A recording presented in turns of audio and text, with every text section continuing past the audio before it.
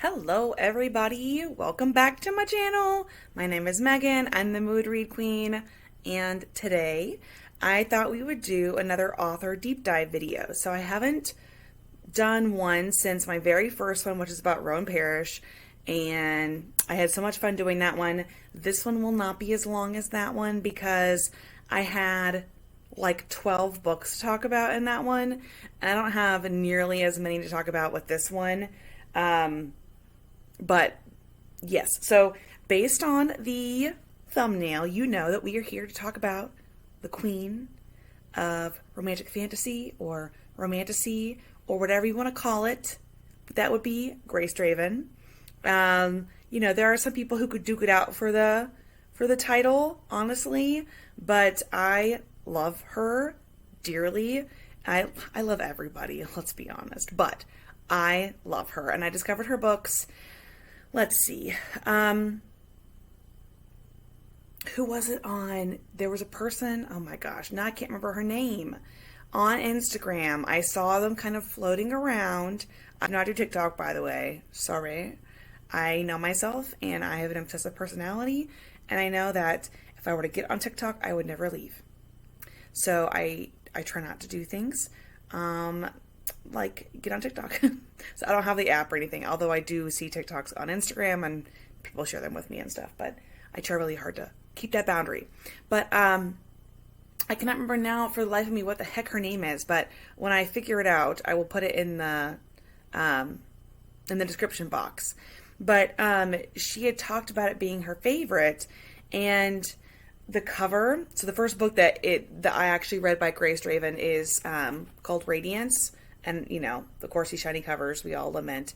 But this was the first book. The cover is could be better, which I say that's about like literally every cover, I feel like, but it's whatever. But of course, now that I've like read this book twice and loved it, and like now I have like 2 copies because I bought one for my classroom. Well, I actually bought it because a kid wanted to read it, and I didn't put it in the classroom because I think they still have it. But anyway, I went around in my book club with my kids, which I think goes to show you, like, I wouldn't say this is like super, super spicy or anything. There's stuff that happens, but if you've read YA these days, all sorts of stuff happens in the YA. But anyway, I read this book first.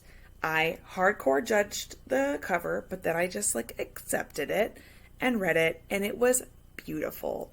So before I start talking about her books, because I'm going to go into depth on probably the first series I read by her, and then do some brief summaries of a few other things. Because I also have a video that's about one book in particular that I can kind of send you that way. But I want to talk about why I love her so much. So one thing that I think is common amongst fantasy authors that I really enjoy is the ability to world build in a way that isn't overwhelming, because I get overwhelmed very easily as a reader. If you've watched any of my videos, especially ones that feature like gigantic books, like that is almost enough to convince me not to read a book, and I have to convince myself to do it. And that's why sometimes ebooks are easier for me, because I just get very overwhelmed. There are a whole series I haven't read because the books just get bigger and bigger and bigger, and I just can't even think about reading that many books. But then you hand me a Kindle, and suddenly I'm just like going. So that's not to say that I don't read physical books, but clearly I have a lot of them. This is just a very, very small selection. But I appreciate, like, this book here, like this is the first book in the Wraith King series. It's not huge, right? Like, it's a smaller book. And arguably it's part of a duology with the second book. But we'll get into that here in a minute. But even together, it's not enormous. And that was helpful to me. And I also appreciate that she makes fantasy seem like new. Because so many, and I don't get me wrong, I love these books, made a whole video about these books. But so many have the vibes of ACOTAR. We all talk about ACOTAR as like, setting the stage, and I understand that. I like a lot of those books for those reasons as well. But she makes fantasy seem new, and interesting, and there are infinitely quotable lines. They are beautiful. The relationships always feel authentic and earned. And she doesn't shy away from giving you what you want. She doesn't overly, make situations, I don't know how to explain this. Like, yeah, there might be suffering, right? There might be conflicts that, may complicate the story, which is, good. But at the same time, she's not going to take forever to resolve it either. So it's nice because it's not fantasy dumbed down at all, but it's consumable and straightforward. That's not a good word to describe fantasy, but that's what I feel like her books do for me. She provides just enough world building and background for you just to go with it, and then you learn more as you go. And in that sense, I suppose she reminds me of Margaret Rogerson, who I've talked about a lot on here. There's a whole video I have about Vespertine, which was her most recent release. Margaret does not write, she writes YA, although I think you could argue that some of them are new adult, but I think I could very easily see her writing books similar to Grace Draven.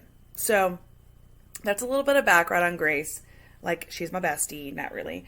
But let's talk about the first series I read by her. So, of course, the first book that I read by her is called Radiance. This is the first book in the Wraith Kings series. Now, there's a lot of different ways that you can read this series. And what I mean by that is, we've got the first two books, so Radiance, and then, guys, I'm going to butcher so many things here. Eidolon, I don't know, okay? We just say it in our brains and like mush over it. But these two books really are a functioning duology. However, they are part of a larger series called the Wraith King series. And I'm not sure if she had it all planned out when she wrote Radiance, but it is something that you see the Wraith King's element come in the second book. It's not really present at all in the first one. This is almost kind of a prequel, but not really, because these two really fit together. But then there's a third book called the Ipos King. I'm probably mispronouncing a lot of this stuff, but we just go with it in fantasy, right? And that book is about a character who is introduced in Radiance, who is a key player in Eidolon. We're going to say Eidolon. I feel better about that. Eidolon. That is his book. And then she is basically said every Wraith King, again, Wraith Kings are introduced in the second book, will get their own book. And the next one comes out in 2023. I'm so excited about it. I've been waiting. So, it's interesting because I personally think of these as a duology within the larger Wraith King series, because Brishan, who's one of the Wraith Kings, and this is Brishan here and here, and I'm going to have soon, hopefully in the next couple weeks, maybe a little bit longer, the Fake Rate special editions, and I'm so excited. I can't wait. I can't wait. But I think they, Brishan and then Ildiko, again, we're going with it. If you say it differently or you don't know what I'm talking about, cool. They sort of provide the foundation of the rest of the series. And then every other person who is a Wraith King will get their own book, and those books are a little longer. So that's just kind of a basis of it. Additionally, there are a lot of novellas and short stories that take place in this world. I very purposefully read them all in order, based on Goodreads. I recommend doing that, but I also had a student, now a former student, so hi Piper, if you're watching this, you may not be, but she read this series and then the third one, and she didn't read any of the additional content. She just went all the way through, loved it, made complete sense to her. So I think you could read this in a couple different ways. So I'm going to talk about the original trilogy. I'll talk about some of the additional content. The end. Okay, so what's this about? So Radiance is not an enemies to lovers. Okay, it is sort of a friends to lovers, which normally I'm not a fan of. But they start out as strangers, of course. Brishan is Kai. They are the last of the elder races. He has, I think, is it golden eyes? I think he has golden eyes. He has like fangs. He has claws. He has slate gray skin. But and listen, he's not supposed to be attractive, right? Okay. But I mean, to human people, he is not supposed to be attractive. But he is like fucking hot. Okay. By Kai standards. And Ildiko is human, and she's very beautiful. She doesn't have a big head about it, which is nice, okay? But, again, she, with her pale skin, you can see her veins through her skin, and her horse teeth, she is not attractive based on Kai standards. So they're not attractive to each other, which is an interesting starting point for a relationship. But they're getting married because she is like the daughter of, if she's not the daughter of a queen, she's up there. No, she's like the niece of a queen or something. So she's not important enough to marry like someone within her own country. There are several different human nations, but they need a kind of peace treaty with the Kai people. And so they get married. They will not be able to produce any heirs because no babies have been born from human and Kai relationships, because those have happened before. But this is an arranged marriage kind of a deal. But they're both cool with it. And they meet each other before they get married. They develop this really great, jokey, honest relationship. And that continues when they get married, and then as she travels to, hold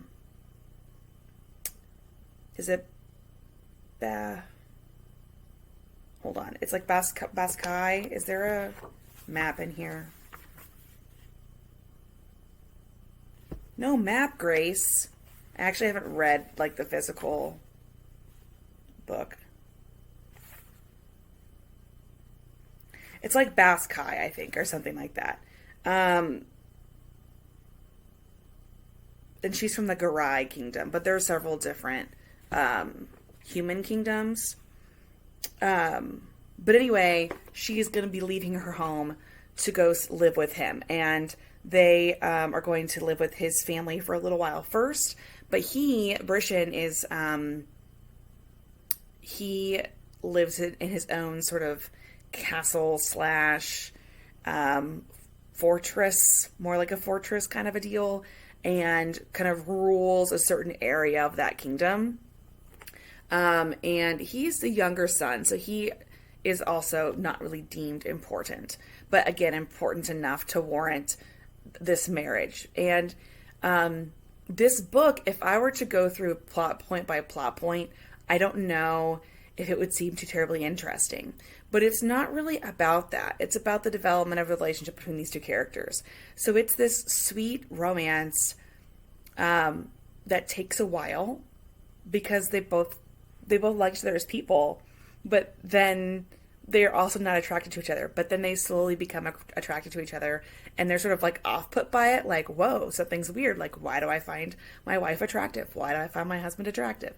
And then, you have the potential conflict with other human countries that are nearby. Veladine is nearby. I think it's Belladine or Bellawat or something like that. It's the Belladine people, but they have a different name for their country. And so you have like potential conflicts with other bordering like human nations, human countries. But this is really like setting up the basis of the world. So you get to get an idea of like, we've got humans, we've got who are, most people are human. Then you've got the Kai people who used to have this sort of ancient magic. They're the last of the elder races. There used to be elves and there used to be all these other things, but now it's just them left. And I don't really know how to explain everything because I don't want to ruin it, but this is a book that is sweet and charming and interesting, and the fantasy elements are well written and just like super, just wonderful. I love it. And just watching the development of their relationship paves the way for what will come after. Because if you don't have a solid base, I don't think these stories would have like taken off in the way that they did. So then the second book am I saying Eidolon? Is that what I'm doing? I think I said that. So we still have Brishan and Ildiko. But at the end of the first book, we do have a bit of a cliffhanger. And this book brings the whole Wraith Kings element into the story. So there is a horrible tragedy. Something goes awry, and Brishan is left to decide for his entire country what the best option is. And he ends up having to basically complete this like ancient ritual that hasn't been completed in a very, very long time, that will turn him and other willing parties. So one of those parties is Saravik, who is I can't remember now what his title is, but he is from like the neighboring human country right next to Baskai, and he and Brishan are like low-key besties, and he's human obviously and Brishan is not. He's like this huge like hulking man who's sort of like laughing all the time and in a good mood, and he loves to flirt with this oh my gosh, I'm gonna look up her name. I don't know why I can't remember her name, but he loves to flirt with Brishan's right hand woman. She is the leader of his armies. Anuset. That's, of course, why couldn't I remember Anuset? I freaking love Anuset. So but what is his like title? I can't remember. It's not that important. But anyway, Saravik and let's see, 3 other men, I think all humans, from different like a man from Garai who's trying to, which is the country where Ildiko is from. There's a monk who, I think his name is Megiddo or Medigo. I can never remember poor Megiddo/Medigo's name, and I get it wrong. It's Megiddo. Every time I get it wrong. He's a monk who just wants to do the right thing. Then you've got another guy named like Garrus, and he is from this matriarchal society where the men have to prove themselves in order to be allowed to start, looking for a wife. And then you've got Saravik and Brishan. So there's 5 of them, I believe. And so I think there will be 6 books because you have, of course, the duology with Brishan and Ildiko. And they all band together to defeat this army of the dead. And that is what gives the books, this kind of Wraith Kings, theme. That's not the right word, but it's close. So anyway, this book really is really is a true sequel to the first, and takes place in the same world as the third book and all this other extra content. But this sets up, like, this is really the setup, but this is the one that is, like, the reason why it's called the Wraith Kings. Because you get an idea of, like, who the Wraith Kings are and why they're important. And the story from there on out will be not just about Brishen and Ildiko, but each of these men and how they were impacted by what happened to them in this book. And the things that still need to be resolved once this book is over, because there are things that happen that they don't get resolved. It's not good, and they're gonna have to find a way to fix it. And I hope I'm not, like, spoiling too much, because I can do that sometimes, right? as you well know. So these two books, super well done, wonderful books. I've had, like, glowing reviews from everybody that I've recommended them to, and I would highly recommend them to you. The third book, The Ipos King, is about Saravik and Anuset. And Anuset is Brishen's cousin. I think she's a little older than him. And then again, she is the leader of his armies and his military. And at the end of that second book, Eidolon, Brishen is, acting king regent of all of Baskai. If I'm getting that wrong, because I couldn't find the name, I'm sorry. And will be for quite a while. And so, but at the end of that book, things are left unresolved. One of the guys who was one of the Wraith Kings does not escape unscathed from that experience, and basically has been separated. Like, his consciousness, his spirit has been separated from his body, which is still, like, sleeping from this ritual he had to perform. And so Saravik feels incredible guilt. I mean, all of them do. Everyone who survived feels incredible guilt at what's happened, because Megiddo isn't dead, but he's not alive either. And they don't know what to do about it, because there's not enough power to do this ritual again. Brishen, his people have magic, but not a lot. It's been dying out over the years. And there's some really cool stuff with their magic, but it's faint.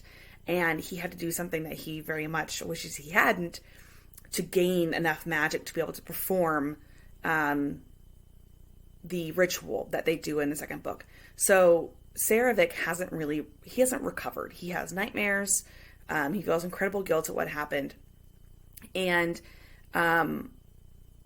he and Anuset are going to, Brishen wants her to accompany Saravik, are going to take Megiddo's body from where it's currently staying with his brother in, like, a barn or something, because they're terrified of it, back to the monks who were going to take care of him. And so that is kind of the setup for this third book. I don't know why it's called the Ipos King. I think Ipos is, like, Greek or something for horse. And they call these books are also really funny. I'm not sure I'm doing a good job explaining them. I want to reread them again soon. I reread Radiance and then I stopped. But they're also humorous. They're lighthearted enough, and they're humorous enough to make you smile, make you laugh, and at the same time, there are some serious things that happen, and some of it can be violent, but it's definitely worth it. Anuset doesn't want to go with Saravik, but Brishen really wants her to, because it's sort of like Brishen can't go, so he needs the person he trusts next, because Ildiko's staying with him. And so anyway, so Saravik and Anuset are going to go on this journey, but things are still not necessarily solved or settled down from the horrible events that happened in book 2. And there are whole cities that are abandoned. And the story, to summarize briefly, is about their journey to take Megiddo back to the monks. But it's more than that. It's, Saravik trying to come to terms with the fact that he will never be the same because of what happened. And Uset also has a lot of guilt because, you know, they flirt with each other pretty heavily, Saravik especially. She sort of tries to ignore him, but that's also her own kind of way of flirting. But they both are they're damaged. Like, he has had experiences that have kind of left him unsure as to what he wants. He knows he wants Anuset, but also, you know, I won't say he's loved and lost before, but he has seen sort of like the darkness in the world, and, you know, he has some stuff that needs to be resolved. And anyway, it's just the slowest burn. It's so good because they're not enemies to lovers. Like, they're on the same side. Brishan and Saravik are like low-key BFFs. And like, Saravik can speak Kai, or is it, yeah, I think that's whatever the name of their language is. And then Common is, like, of course, English, because we got to have an English tongue going on. But it's more of we know that if we gave into this, we wouldn't be able to let go of it.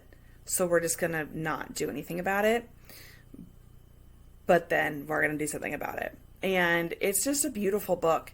And I don't know if I like it better than the first two books in the series, because Anuset and Saravik are two completely different characters. I mean, they have a completely different dynamic than Brishan and Ildiko, but it's just spot on, like, excellent. Now, if you decide to read that series, I'm going to consult my handy cellular device, as I often do. Things I think that are important to keep in mind. There are a lot of other stories happening within this timeline. And I'm going to tell you the ones that I thought were helpful to read, and ones that, like, I really didn't like too much. So there's a short story that happens. Where is it at?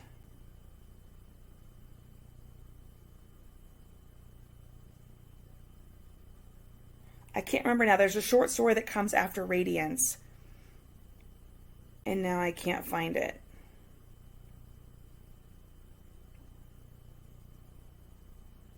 I'll hopefully, like, put it up here, okay, when I remember. But 1.5, so Wraith Kings 1.5 is called Night Tide.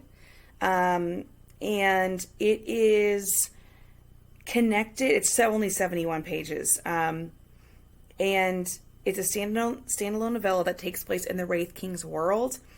And it features, I can't remember his name, but one of the Wraith Kings. It's not Garrus, and it's not Megiddo. And it starts with an A.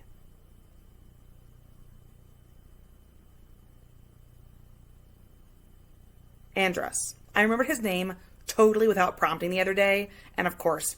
So it's about this girl who plays music. She lives in this small town, and her sister, because she's like the bastard child, and her sister is like the not bastard child, comes back to town married with a child, and you can tell that that relationship between the husband and the wife isn't good. And the husband's Andros, and he seems like a wonderful father, but her sister's changed since she left this small town.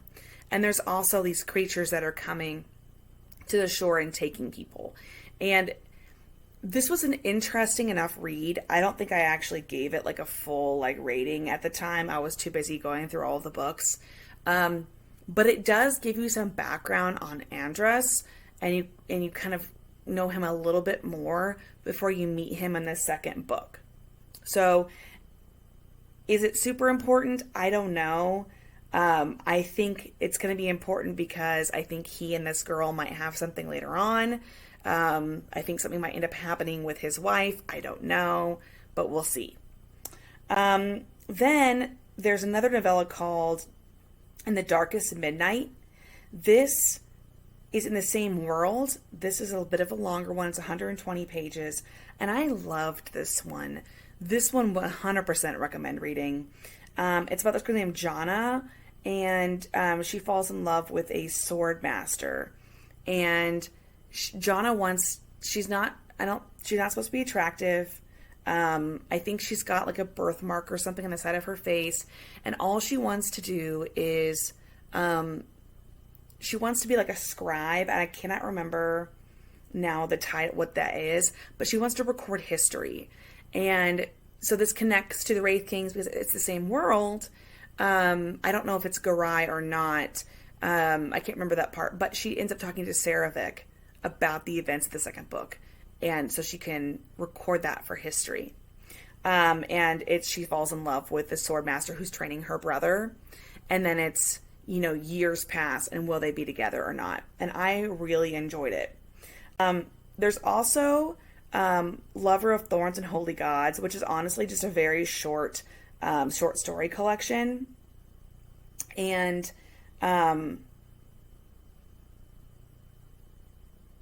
there it is. Okay. This is the short story I was talking about. It's called A Matter of Trust.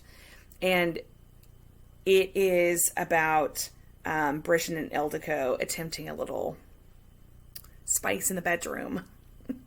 It's pretty fun. Okay. Ildiko has this conversation with a bunch of fancy ladies when she's visiting Saravik, where all the visiting, and all these women, and they want to know what it's like with Brishan since he's Kai. And she gets an idea about something they should try. Because, humans have like the horse teeth, but the Kai people have like, fangs and sharp teeth. And so let's just say that the women, don't often use their mouths, sexually speaking, because that would be a bloody disaster. Literally. But Ildiko doesn't have sharp teeth. So maybe they try something new. I'm just saying. Anyway, it's cute. It kind of hypes up the level of sexual content in the books, because the first one doesn't really have like what I would consider to be like a ton. Okay? And it kind of increases as you go. In Lover of Thorns and Holy Gods, there are 2 short stories about Master of Crows, which I'll get into in just a minute. Master of Crows is a different series. Then there is A Wilderness of Glass, which is another novella. And this takes place after Eidolon. And this one I would not recommend. It gave me Shape of Water vibes. If you like The Shape of Water, go you. Fantastic. I love Guillermo del Toro, but that book, I could not vibe with it. That movie. I was like, let's go. Like, he's a fish man. Nope. I was not into it. And so this is very Shape of Watery. It's a woman who meets this like merman fish dude. It's whatever. I don't really know. I couldn't really vibe with it. I read the whole thing, but I wouldn't recommend. Then we Memory of Summer, and it is a prequel to the Ipos King, which is the next book, and it's about Garrus. And I really liked this one. It is about, because Garrus is from this matriarchal society where the men have to earn the right to get married, to meet a woman. And he ends up meeting this woman in, I can't remember what city it is, but it's the same city where In the Darkest Midnight takes place, I believe. And she is a spinster. I forget how old she is, but I identify with her like, yes, girl. And her name is Emerence. And they meet and they have this connection, but like he can't yet. He hasn't earned it yet. And then so he's gonna come back for her. And that, I believe, is what the next book is gonna be about. And it was such a lovely story. And they're all like all the ones in that collection are winter related, but I only read that one. And then, of course, we have the Novellas King coming out. So that is kind of a brief overview. Most of those are worth reading. All the extra content, the novellas and the short stories. But just check the reading order. And they've changed the reading order up a bit since I read them. But I don't think it's going to be that big of a deal. Okay? So that's it. So that's the first series that I read by her. Highly, highly recommend. Just beautiful writing, beautiful character development, and they feel unique. And fantasy sometimes can feel very derivative, and it feels unique, and that's important. Okay, so then I'm going to move quickly, okay? So she also has Master of Crows. This is technically a series of 2 books, and there are like 3 or 4 short stories. But I talk about this in the second episode of my Beauty and the Beast retellings series, Give a Girl a Library. So I'm not going to really go into a ton of depth here about this. But this is about, this takes place at least 1,000 years, if not longer, after the events of Eidolon. Because the Wraith Kings are now only legend. And they are presented as the... as evil, as bad figures. That's how long it's been and how much has been lost to time, which is fascinating.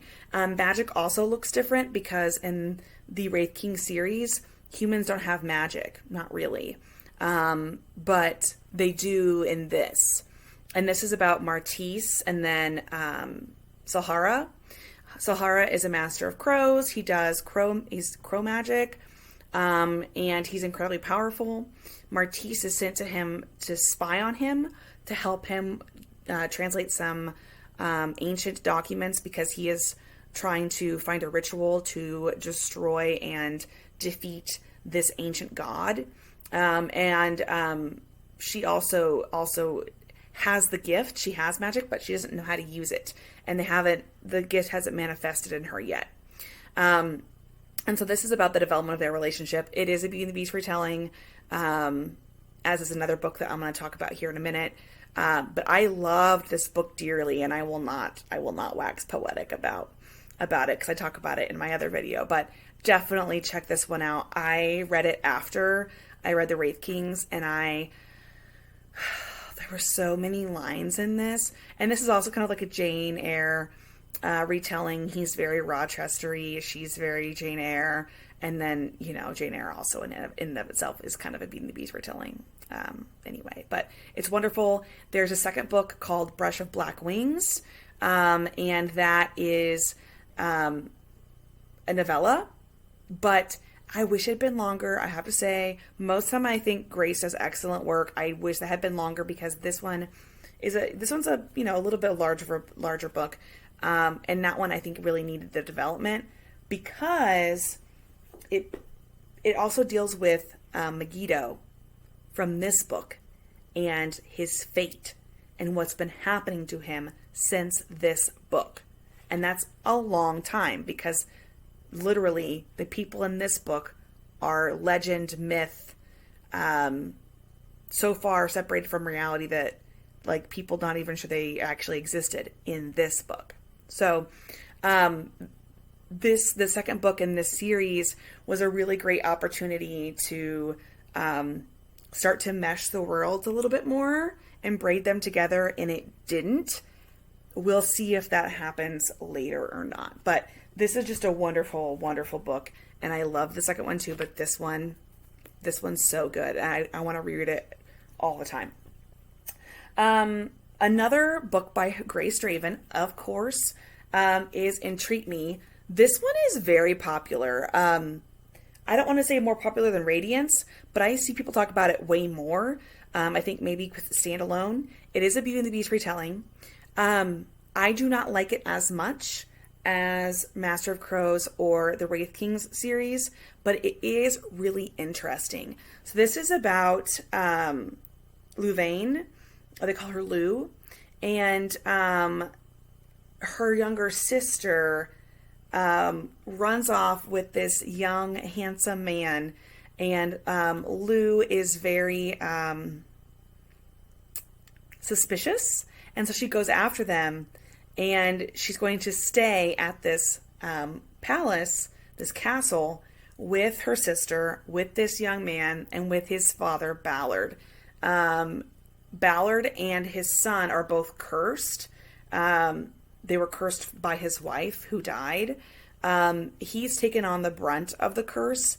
He has like a sorcerer who was able to help him with that. But it means that he is not too great to look at. But what's interesting is it's Beauty and the Beast twice, because it's his son and then Lou's younger sister. And then it's Ballard and Lou. It is an age gap, kind of, but at the same time passes differently in the realm where Ballard's palace is, because they've been cut off from the rest of the world. And so his son was able to grow because he was sent out, to different people, like friends of Ballard's, so he could actually grow to like become a man, like a full-grown man. So Ballard, we don't really figure out how old he is. He was in his 20s when he was cursed, so like it's fine. We don't care about age gaps with Beauty and the Beast romances, because it's always kind of funky. But this one, they're super into each other from the beginning. She knows it's temporary. He knows it's temporary because, she's going to be leaving. She's staying with them through the winter. But then she gets attached and he gets attached. And, of course, her sister is really attached to his son. They play a decent-sized role, but it really is about Louvain and Ballard. So it's lovely. It's interesting. It's a fascinating Beauty and the Beast retelling. Again, the fantasy world's very unique. And there is a short story in that Lover of Thorns and Holy Gods that actually connects Entreat Me to Master of Crows. And in fact, it was that short story that led me to read Entreat Me when I wasn't going to at first, because they connect the worlds together, and I was like, who are these people? Who is Ballard? So I went and I read it. Anyway, it's a good book. And in fact, I probably need to read it again. So there's that one. Now, most of Grace's books are indie published, but she does have some that are not indie pubs. And so let me pull up what those are. And then if you look on her Instagram, it can be kind of overwhelming because she has a lot of novellas or short stories that are included in collections with other fantasy authors, but like they're also maybe on their own, or maybe she released it as one thing and then she revised it later, so it like is listed as something else on Goodreads. So let me scroll through here and make sure I'm not missing anything. I've read the majority of her work. I'm missing just a few short stories and novellas, I believe. So she has a series that the third book is coming out quite soon. And it is called the Fallen Empire series. This is being published traditionally. I think it's being considered, I don't know if it's being considered a YA or not. I don't think it should be, but these are really good books as well. And they have a little bit of a different vibe than her indie published stuff, but they still feel like authentic, interesting fantasy. The romances aren't as prominent. Not to say that the romances are the main points of any of her other books either, perhaps with the exception of Radiance. And maybe Entreat Me. But the fantasy worlds maybe do feel a little bit more complex. So the first one is called Phoenix Unbound. I'm eventually going to be buying all of these. And this is about this girl named, her name is Guyleen. And she is a fire witch. And the world where she lives, the fantasy world, you've got like the Empire. And to pay tribute to the Empire, there's like one girl from every town that's sent. And then I think they're like sacrificed, they're like burned alive or something. And every generation there's a fire witch born in her community, and they go and they can like disguise themselves, and basically like they don't die. And so she can disguise herself as, you know, someone else every single time. And so she's been doing this for like 5 years, and she's got some scars from the fire. Even though like technically she doesn't get burned, but it's still using that magic damages her in a way. And there's this gladiator, and his name is Azarian, and he has had some pretty horrible experiences, and he recognizes her even though she's disguised, and he sort of forces her to help him escape. And they kind of start this like traveling on the run relationship kind of, but they end up going back to his people who thought he was dead for years, like a decade. And he's going to take over from his father who died. And so he fights the guy who took over from his father because he wasn't there. And she starts realizing that life could be different, and that she can be different, and she doesn't have to go back. But at the same time, if she doesn't go back, who from her community will be sent to, you know, to be sacrificed, and can she do anything about that? And it's really beautiful, and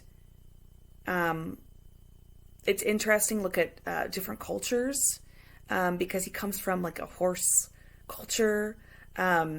It reminded me, and I don't want anyone to take this the wrong way at all, but this gave me like Dancing with the Wolves vibes, because like it just felt like there are a lot of aspects of his culture that I feel like we traditionally associate with like various Native American tribes in the United States.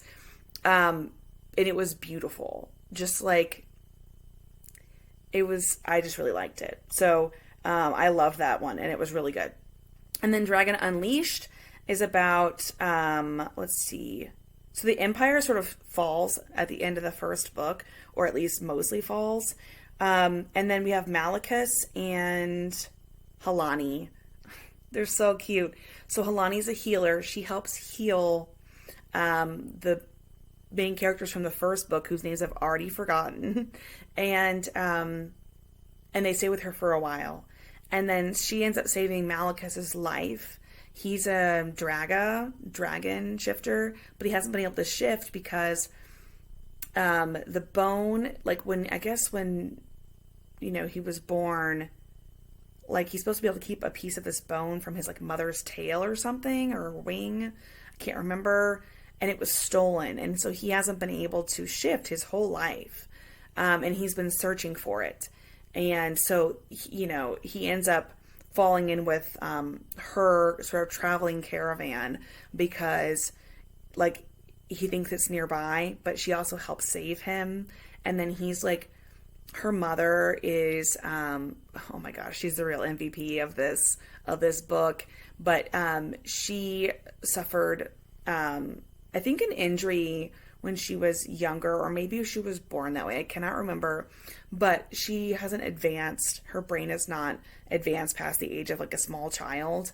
And so he is just he's so great with her mother, and so patient and so kind, and really gets, like, Halani realizes there's something special about him. But he doesn't want to be honest about who he is or what he is, because that might put her in danger too. So, you also have the Empire and the Empress, who was a huge kind of villainous character in the first book, trying to get back something that she lost in the first book. And so she is trying to track down the same thing that Malachus is trying to track down.